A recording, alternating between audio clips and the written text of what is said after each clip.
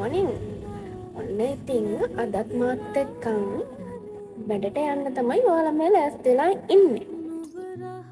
ඉතින් ඔන්න ඔහම මම උදේ 7:00ට 8ට විතර එළියට බැහැලා එනකොට ලොකු අවුවක් තිබ්බා.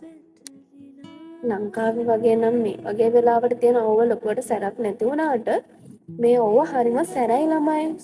ඉතින් මම සන්ග්ලාස් දෙකකුත් දාගෙන කුඩේකුත් ඉහළගෙන උදෑසන අසිරිය විඳිමින් යන හැටි තමයි ඔයාලා දැක්කේ. කොහොමද උදෑසන අසිරිය වගේද දාඩිය? මේ ළමයි පුදුම රස්නයක් තමයි මෙහෙනම් තියෙන්නේ.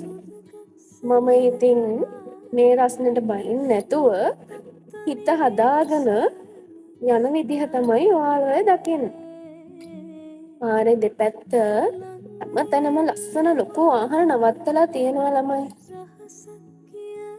බලන්නකො මේ මල් ගහ. මම හරිම ආසයි මල් ගහට. ලංකාවේ තියෙන බෝගන්විලා මල් ගහක් තමයි මේ තියෙන්නේ. ඉතින් ඔන්න ඔහම මම යනවා. ගිහින් දැන් මෙතනින් පාර පැන ගන්න තමයි තියෙන්නේ. සමහර වෙලාවට නම් මෙතන වාහන ගොඩාක් යනවා. හැබැයි අද මේ උදේ නම් වාහන නැති පාටයි.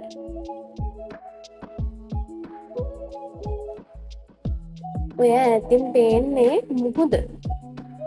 එන තියෙන්නේ බීච් එක. ඉතින් ඔන්න මම එකපාරක් නම් පැන ගත්තා. දැන් ඊළඟ පැත්තෙන් වාහන නැති හින්දා එකත් ඉක්මනට පැන ගත්තා. ඉතින් දැන් ආයෙත් යන්න තමයි තියෙන්නේ.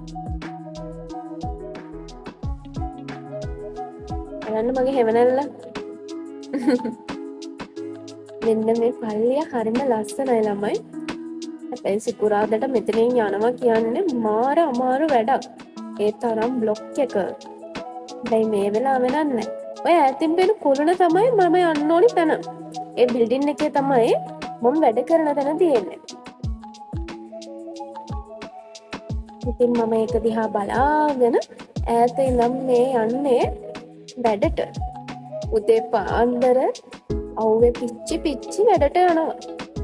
අනිත් රටවල් වල හැමෝම උදේ පාන්දර සීතලේ යනකොට අනේ ඉතින් අපිට උදේ පාන්දරේ මේ පොඩි අවුවේ මාර රස්නයක් තමයි තියෙන්නේ. රට ගියාපුවම සුදු වෙනවා කිව්වට මම එන්න කළු වෙනවා ළමයි. හොම යනවා. ඒ තියෙන්නේ හා පැත්තෙන් බීච් එක.